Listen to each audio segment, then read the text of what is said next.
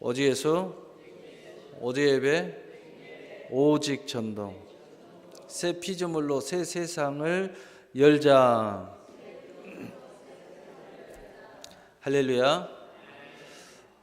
오늘은 그리스도인은 해방자입니다. 그리스도인은 해방자입니다. 라는 제목을 가지고 하나님의 말씀을 증거하도록 하겠습니다. 저나 여러분은 다 그리스도인입니다. 왜냐하면 예수님을 믿었기 때문입니다. 그러므로 우리는 해방자인 것입니다.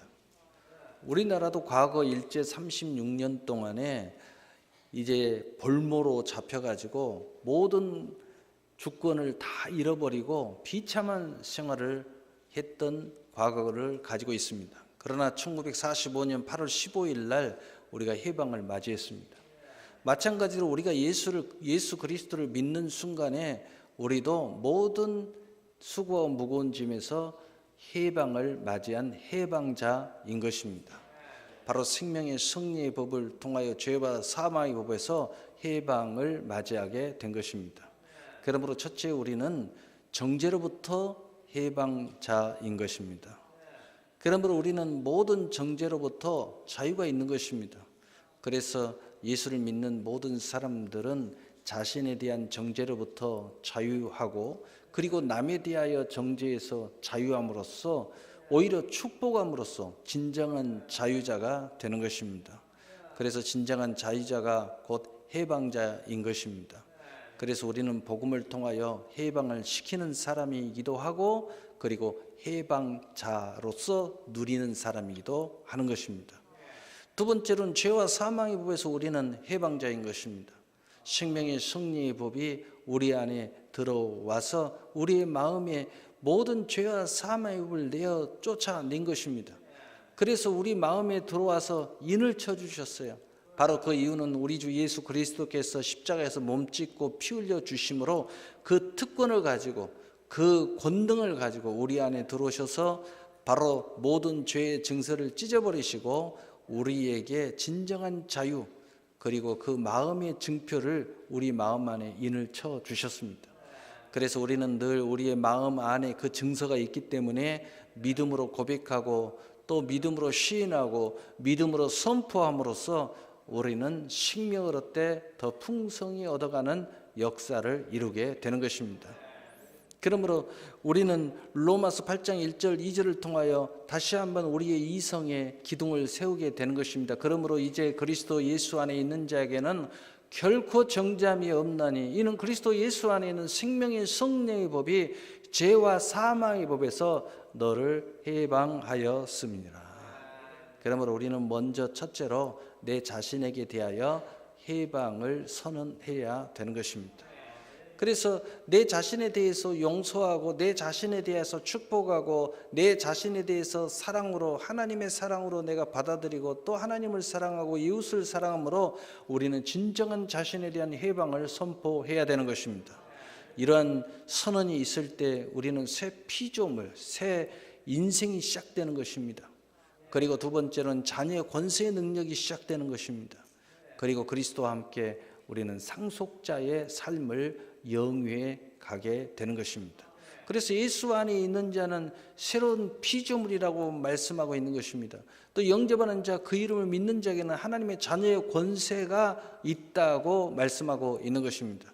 그래서 고린도후서 5장 17절, 요한복음 1장 12절, 로마서 8장 17절에는 바로 내 자신에 대한 해방을 선언하고 있는 것입니다.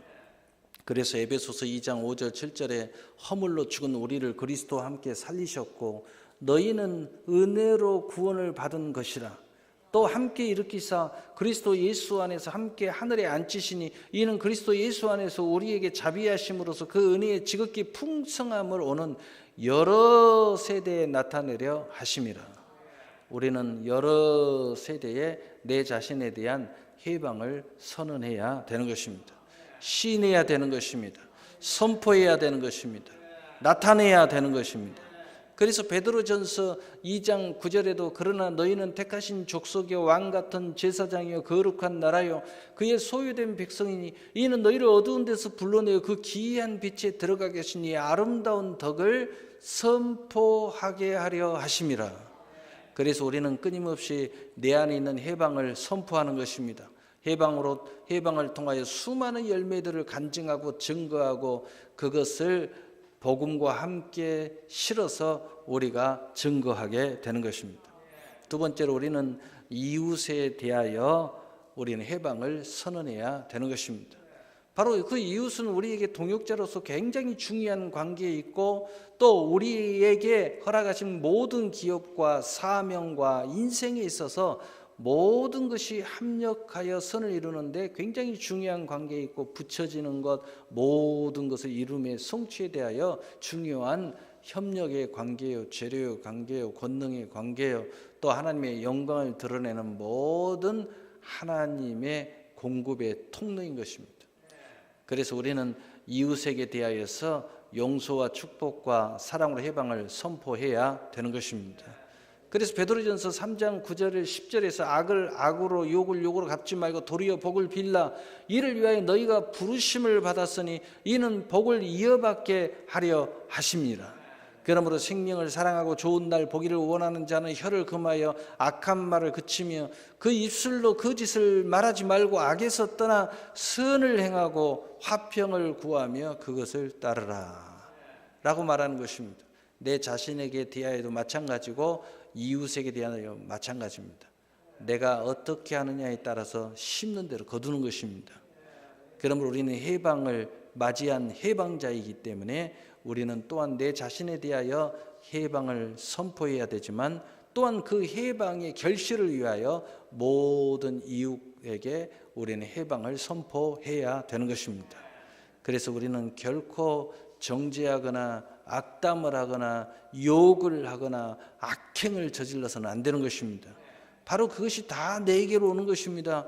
그러나 우리에게 자유가 있으므로 또한 자유를 선포하고 자유를 시키는 하나님의 용사가 되어야 되는 것입니다.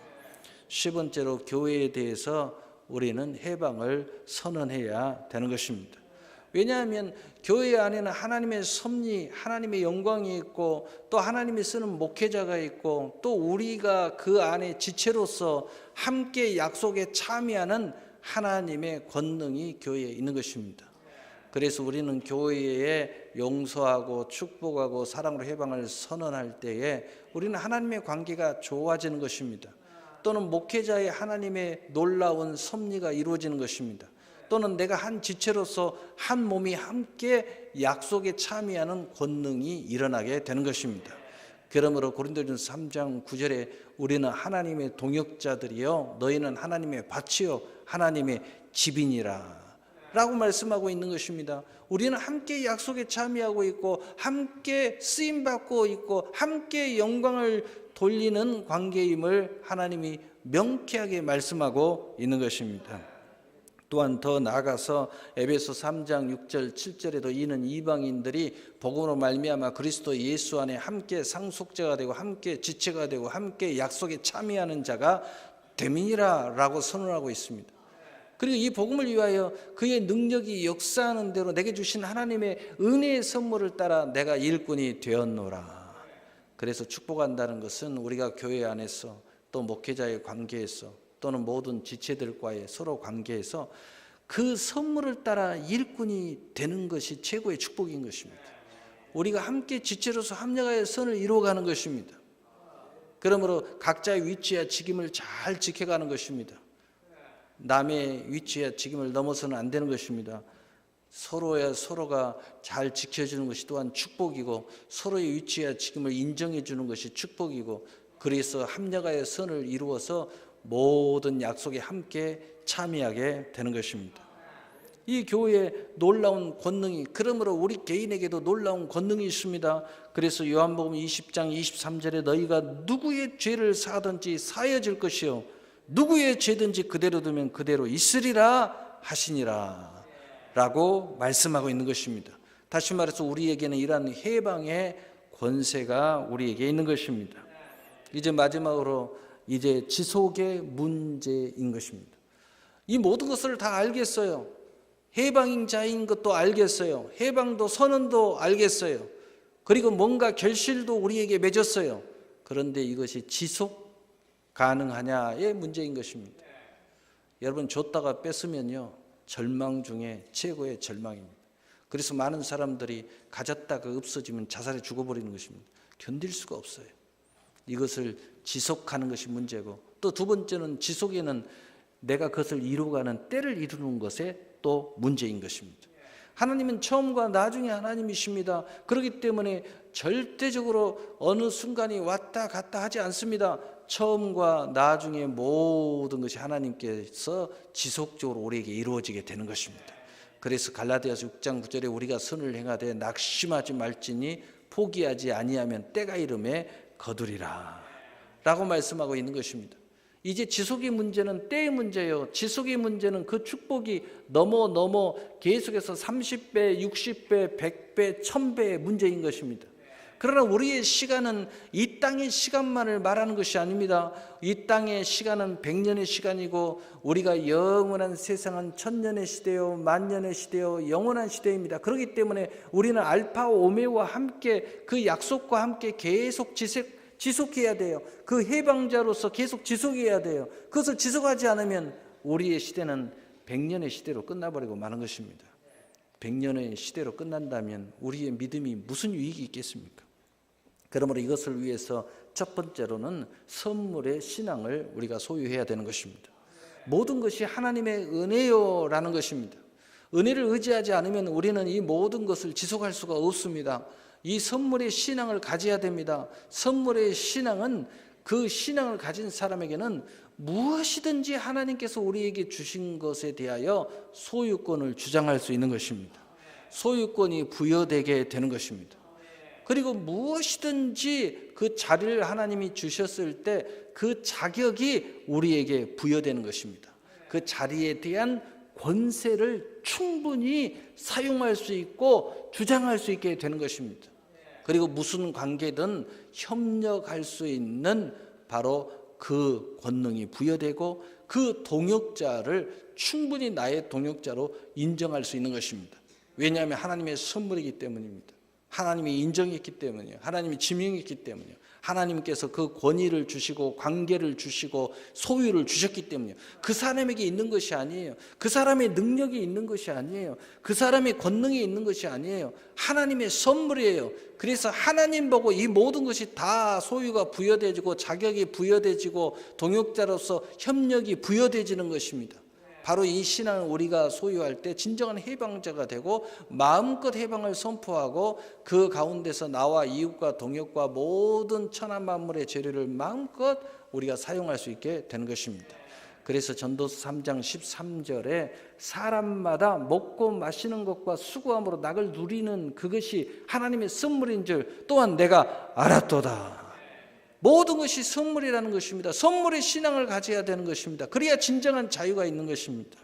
전도서 5장 19절에도 또한 어떤 사람에게든지 하나님이 재물과 부요를 그에게 주사 능히 누리게 하시며 제 몫을 받아 수고함으로 즐거우게 하게 하신 것은 하나님의 선물이라. 아멘.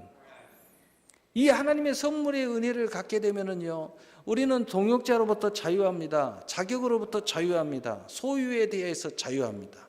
그것을 누리는 것에서 자유합니다. 또 그 자격을 사용하는 권세로부터도 자유합니다. 또 동역자와 함께 어울리는 것에서 자유합니다. 저 사람은 박사고 나는 못 배웠는데요. 자유합니다. 왜? 나의 권세는 박사에게 있는 게 아닙니다. 하나님에게 선물에게 있는 것입니다. 그러므로 모든 것에 진정한 자유가 있어요. 그래서 이 선물의 신앙을 가진 사람은 서로가 자유한 것입니다.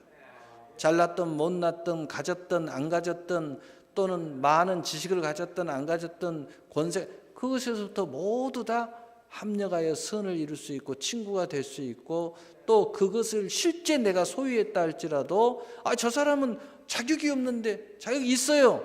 하나님이 주셨기 때문에. 그래서 내가 당당하게 그것을 주장할 수 있는 것입니다. 또한 그 은혜에 대하여 우리가 그 선물 신앙을 갖게 되므로 우리는 모든 것에 자유함을 얻으면서도 동시에 모든 것에 대해서 감사할 수 있고 기뻐할 수 있고 찬송할 수 있는 것입니다. 나의 의를 주장하지 않습니다. 하나님의 의를 주장하게 되는 것입니다. 그래서 그 사람 마음에는 늘 자유가 있습니다. 고역이라는 게 없어요. 대가를 지불해야 된다는 것이 없어요. 이미 선물로 들어왔기 때문에 감사할 뿐이에요. 우리가 봉사하는 것도 감사로 하는 것입니다. 은혜로 하는 것입니다. 거기에는 이의를 제기할 것도 없고 문제될 것도 없습니다. 내가 조금 더 일한다고 해서 거기에 대해서 뭐 문제를 제기할 필요 없어요. 왜냐하면 내게 은혜가 많기 때문에 내가 좀 더 하는 것입니다. 저 사람은 조금 하고 나누면 내가 은혜가 많으니까 더 많이 하는 거죠. 그러니까 아무런 문제가 되지 않아요. 뭐 봉사하더라도 저 구역이 해야 되는데 아무 상관없어요. 나에게 은혜가 있으니까 내가 가서 도와주는 거예요. 어떻게 감사하죠. 할렐루야. 두 번째로는 기도의 신앙을 소유해야 되는 것입니다. 왜 기도의 신앙을 소유해야 되냐? 하나님과 또 성부와 성령의 역사가 우리 안에 온전히 이루어져야 돼요. 하나님의 약속과 십자가와 부활과 권능이 우리 안에 온전히 이루어져서 우리 안에 영혼육 삶이 승리의 삶으로 가야 되는데 바로 그것의 기름, 바로 그것의 침노, 그것의 믿음의 역할을 하는 것이 기도입니다. 그래서 아무리 하나님 은혜를 많이 받아도 기도하지 않으면 은혜는 사라집니다. 아무리 하나님께서 약속을 줘도 기도하지 않으면 약속을 이룰 수 없습니다. 아무리 하나님이 찾아와서 내 옆에 계셔도 기도하지 않으면 하나님과 교통할 수 없습니다. 기도의 신앙이 바로 우리 안에 기름의 신앙입니다. 그래서 자동차가 아무리 좋아도 기름 넣지 않으면 꼼짝할 수가 없어요. 아무리 엄청난 비행기가 내 안에 있어도 기름 넣지 않으면 비행기 날을 수 없습니다. 바로 우리에게 있어서 가장 중요한 것은 기도의 신앙이에요. 그래서 예수님께서도 이 기도의 본을 우리에게 보이셨습니다. 새벽을 습관을 쫓아 깨우셨어요. 새벽 기도는 하루도 안 빠지고 하셨어요. 또 모든 일을 만날 때마다 기도하고 그 일을 하셨어요. 또 영적 전투, 마귀와의 전투, 어둠의 전투를 앞두고는 금식하셨고 처리하셨어요.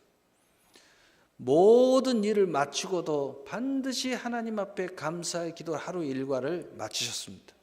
그 예수님이 우리에게 본을 보여준 게 많이 있지만 절대적으로 습관적으로 규칙적으로 보여준 것이 기도입니다. 그러므로 기도는 쉬지 말고 해야 되고 계속 해야 되고 힘써서 해야 된다고 성경은 말씀하고 있는 것입니다. 그래서 기도의 신앙은 우리에게 승리의 기름을 부어줌으로 충만함을 이루게 되고 또 기도의 신앙은 무엇이든지 원하는 대로 천국을 침노하게 만들어주고 기도의 신앙은 능치 못함이 없는 믿음을 주셔서 내가 능치 못함이 없는 그러한 삶을 우리에게 주시는 것입니다. 그래서 요한복음 16장 24절에 지금까지는 너희가 내 이름으로 아무것도 구하지 아니하였으나 구하라 그리하면 받으리니 너희 기쁨이 충만하리라. 여러분 특별히 기도의 신앙이 여러분 안에 가득 차기를 바랍니다. 세 번째로는 행함의 신앙인 것입니다. 행함이 없으면 모든 것이 죽어버린다고 성경은 말씀하고 있습니다. 약속도 죽어버리고 그 사람의 권능도 죽어버리고 아무것도 쓸데없이 아침 안개와 같이 돼버릴 것을 말씀하고 있어요. 그래서 행한다는 것은 너무나도 중요한 것입니다. 여러분 엄마가 아무리 좋은 밥상을 차려놔도 그 밥을 먹어야 그 어머니의 사랑이 그에게 들어가서 그에게 피와 살이 되는 것입니다. 우리가 행함이 없다면 하나님 주신 선물도 소용이 없어요. 하나님 주신 모든 은혜도 소용이 없어요. 하나님 주신 약속도 소용이 없어요. 모든 것이 행함을 통하여 실상을 이루고 증거를 갖게 되고 성취하기 때문에 그런 것입니다. 그래서 여러분이 뭔가 깨달았고 뭔가 확신이 됐고 뭔가 뚜렷한 것이 있으면 반드시 그것을 이루기 위해서는 행해야 되는 것입니다. 그래서 마태복음 7장 8절에 구하는 이마다 받을 것이요 찾는 이가 찾아낼 것이요 두드리는 이에게 열릴 것이니라 라고 말씀하고 있는 것입니다. 그래서 행함이 없는 신앙 보고 악하고 게으른 종이라고 말하고 행함이 있는 신앙 보고 착하고 충성된 종이라고 말하는 것입니다. 세상에서는 성실로 이야기해요. 정직으로 이야기해요. 근면으로 이야기해요. 이런 사람이 모든 사람에게 박수를 받게 되는 것입니다. 마찬가지로 하나님과 우리의 관계에서도 이 해방을 선언하고 날마다 해방시켜주는 사람이 되고 내가 해방자가 되어서 생명을 얻어도 풍성히 얻기 위해서는 반드시 우리 안에 믿음이 행함과 함께 일해줘야 된다는 것입니다. 오늘 하나님의 말씀에 결론을 내리겠습니다. 요한계시록 2장 19절에 내가 내 산업과 사랑과 믿음과 섬김과 인내를 아노니 내 나중 행위가 처음 것보다 많도다. 여러분 날마다 많아지기를 바랍니다. 성경은 해방자는 더 큰 해방을 맞이하게 될 것을 말씀하고 있습니다. 그리고 그 해방을 맞이하는 사람이 또 남도 해방시켜 줄 수 있는 것입니다. 사랑을 배운 사람이 사랑을 할 수 있듯이 또 내가 정말 하나님의 천국을 소유한 사람이 천국을 나눠줄 수 있듯이 또 내가 믿음을 갖고 있는 사람이 믿음을 내가 줄 수 있듯이 오늘 하나님의 이 해방을 통하여 이 풍성함, 처음보다 나중에 계속 좋아지는 역사가 일어나는 사람이 더 큰 새 시대를 열어갈 수 있게 되는 것입니다. 그러므로 우리가 먼저 이제 알아야 될 것은 하나님의 사랑은 모든 것을 초월한다는 것입니다. 그 하나님의 사랑이 독생자 예수 그리스도를 화목제물로 내어주셨고 예수 그리스도는 머리가 되시고 우리는 그의 지체로서 삼아 주셨습니다. 그래서 우리는 그리스도와 함께한 상속자로서 자녀의 권세를 갖게 되었고 측량할 수 없는 은혜를 받는 은혜자가 된 것입니다. 그리고 우리를 다 해방자로서 은혜자로서 자유자로서 진정 권능자로서 권세자로서 우리를 세워주신 것입니다. 그러므로 우리 모두는 그리스도인으로서 해방자인 것입니다. 자신에게 대하여 이웃에게 대하여 교회에 대하여 용서와 축복과 하나님의 사랑에 은혜 받은 자가 그 사랑의 증표를 내어 보냄으로 해방을 선포하고 선포를 받는 것입니다. 그래서 선포하는 자가 선포시켜주는 바로 그 사람이 더 큰 선포를 받게 되는 것입니다. 이때 우리에게 허락된 모든 일과 사역 속에서 실제 오늘과 내일에 있어서 약속의 성취를 이루게 되고 또 그것에 대하여 간증하고 증거하고 선포하게 되는 것입니다. 바로 그것에 대해서 지속이 일어나야 되고 그것이 계속 지속이 일어나게 되면 그것이 30배, 60배, 100배로 계속 증가하게 되어 번성하게 되어 새로운 시작의 연결이 바로 그 생명력입니다. 어떤 사람은 무엇을 해서 응답을 받았는데 마침표를 안 찍어요. 여러분 마침표 찍는 게 굉장히 중요합니다. 그래서 하나님의 약속을 했으면 반드시 지켜야 되는 거예요. 왜냐? 응답 받았다고 약속 안 지키면 마침표가 찍히지 않았어요. 그러면 마침표를 찍지 않으면 새로운 시대가 열리지 않습니다. 마침표는 곧 새 시대를 여는 열쇠인 것이에요. 여러분이 무슨 일을 마감을 해야 그 다음에 새로운 일을 진정 크게 시작할 수 있는 거예요. 뭔가 마감이 되지 않으면 뭔가 새로운 시작이 잘 되지 않는 겁니다. 마침표를 잘 찍어야 돼요. 바로 그것을 위하여 우리는 선물의 신앙이 우리 안에 있어야 돼요. 또 기도의 신앙이 우리 안에 있어야 돼요. 행함의 신앙이 있어야 돼요. 바로 이것으로 바로 여러분이 성취의 실제가 오늘도 내일도 미래도 그리고 더 나아가서 금생과 내생에 이것이 실존하게 되고 성취의 실제의 여러분이 장본인이 될 줄로 믿습니다. 바로 이 주인공이 바로 여러분이 되시기를 예수님의 이름으로 축복합니다. 사랑의 하나님 아버지